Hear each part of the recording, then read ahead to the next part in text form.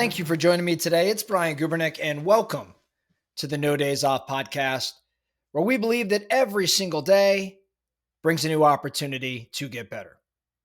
So many of the No Days Off Nation are entrepreneurs that are building and scaling companies. Maybe you've built and scaled and you're trying to take it to the next level. We have so many entrepreneurs listening to our show. And if you are an entrepreneur, I have a question for you. Is it time for you to potentially deploy founder mode? What the heck is founder mode? What am I talking about? Well, in September of 2024, at a Y Combinator event, YC is a venture capital backed firm, as well as a specific program that takes in these early stage companies.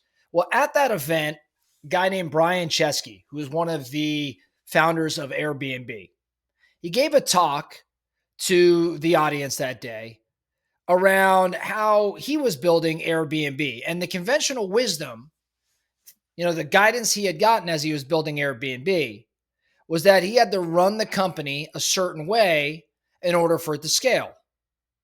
And what the mentors were telling him was that, go hire some great people and give them room to do their jobs. And he followed this advice, but the results that he had were disastrous. So he figured he had to go discover a better way. And he studied a number of individuals, Steve Jobs, obviously from Apple, being one of those individuals he studied. And he looked specifically at how Steve Jobs ran Apple. And it seemed to have worked. So Brian Chesky goes on to tell this audience that there's kind of two different types of modes that he sees individuals running, CEOs running, or operating in with respect to their companies. There's manager mode, which is, the typical, boilerplate, how to run a company as though you are a professional manager. And then there's this founder mode, which is a much, much different approach to running a business. Founder mode refers to a mindset and an operational style that's characterized by incredible focus, intensity, and especially a hands-on approach. It's a hands-on approach that founders can, often adopt when building their businesses. It's about being scrappy. It's about being agile. It's about being laser focused on growth. It's about solving problems. It's about being on the front lines. That's what founder mode entails. So many companies probably find themselves starting in founder mode and graduate into this manager mode. And what Brian Chesky was saying that day, and what so many are saying in Silicon Valley at this very moment, you don't necessarily ever graduate out of founder mode if it's the right mode for you. Now, when is founder mode most useful? It's usually in the early stages of a business where you're looking to validate ideas or establish a product market fit or attract customers, or where resources are pretty limited. So you've got to be even more efficient and creative than you normally have to be later on down the road. It's also useful when there's some periods of stagnation or even decline. Maybe there's got to be decisive leadership that's required to kind of rekindle that momentum. Founder mode's useful in crisis situations. It's useful when you want to drive cultural or organizational change. It's useful during just significant transitions, launching a new product or entering a new market. But basically, founder mode is useful when momentum and change and inspiration, all of these things need to occur. Now, how do you actually implement this founder mode if you're the leader? Number one, founder mode's about taking a hands-on approach as the leader, diving into the details of your business, talking to your customers directly, shadowing your team, observing operations. You're displaying to your team that you're invested in the frontline realities, not just high-level strategy, which tends to be manager mode. Founder mode is when you get on the field. So when I say talk to customers, I mean founders literally picking up the phone and calling customers, skipping the number of levels that are, I guess, supposedly beneath them, say like from an organizational chart perspective, and just leapfrogging the management, the customer service department, and maybe even going straight to customers to learn. That's what I mean when I say hands-on approach. Also, in terms of implementing founder mode as the leader, you've got to set clear non-negotiable priorities. What are the 1 to 3 priorities for your business? Maybe it's driving sales, maybe it's increasing profitability. You got to communicate these priorities, and then you got to relentlessly ensure that there's alignment across the team and that everybody's going at it. It's not about a long-term business plan per se, but it's about the next 1 to 3 priorities that make the biggest difference in the business. And as the leader operating in founder mode, this is non-negotiable. Now, on that note, we've got to embrace agility. If you're going to implement founder mode, you've got to look to be agile.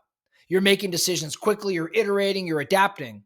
You're using data to inform, but you're not stuck in this analysis paralysis. This is a culture that is learning and experimenting and growing on the fly. Now, if you're going to implement founder mode as the leader, you've got to lead by example. Model the work ethic, model the behavior, what you want to see out of your team. You've got to be relentless in your focus and dedication, and ideally that inspires your team to rally around the mission and behave in a similar way. Which means if you're leading that group and you're implementing founder mode, you've got to simplify communication, reduce the bureaucracy, reduce the overcomplication. Keep the messages, the meetings, the processes simple, keep them actionable, emphasize speed. It's speed and execution over perfection when in founder mode. Last couple things to think about in terms of implementing founder mode. If you think it's time for you to shake things up and create some immediate momentum, you've got to build momentum through quick wins. So when you're in founder mode, identify and tackle high impact projects or issues that can deliver immediate results. Celebrate the progress, keep the morale high, keep the energy high, but identify and tackle high impact projects only. We are focused a little bit more on the urgent and important here. The urgent and the important. It does matter. It is meaningful to tackle the non-urgent important issues when you're trying to business plan and strategize. And as leaders, oftentimes we want to focus on the non-urgent and important, but in founder mode, it is urgent and important and we're all in. Last couple things. You want to limit distractions. When you're in founder mode, minimize low value activities. Minimize those things that don't directly contribute to your immediate needs. And don't chase shiny objects that divert from the focus, that divert from the core objectives. The very last thing I'll say, if you're going to implement founder mode, make sure you strengthen the feedback loop. What do I mean? You've got to seek regular feedback from your team, your customers, your market, and be receptive to new ideas. You've got to be agile, remember, so you've got to be able to pivot as needed. So I'm talking founder mode here now. We're looking to shake things up. We're looking to create more energy. At the end of the day, the general from time to time has to get on the field and lead from the front versus always being behind the pack and strategizing long-term. Every once in a while, you got to get on the field. And in this particular case, getting on the field means getting into founder mode. Now, balance this founder mode because it can be highly effective during critical periods, but it can be overused. If it's overused, it could lead to burnout for you as a leader or even your people. It could lead to micromanagement because there's an element of founder mode that truly is micromanagement. It could lead to neglect of strategic leadership. You've got to balance this mode. So there's a time and a place, and it can't be run indefinitely. But by activating founder mode at the right time, and then transitioning back to broader strategic leadership when it's appropriate, you can harness its power, founder mode's power to drive growth, to drive innovation and the change, and to drive change effectively. So I want you thinking about this in your business. Is it time for you to get out front and lead from the front of the pack versus being behind and focus on strategy? Is it time for you to become more hands-on, to set non-negotiables, to lead by example and simplify communication?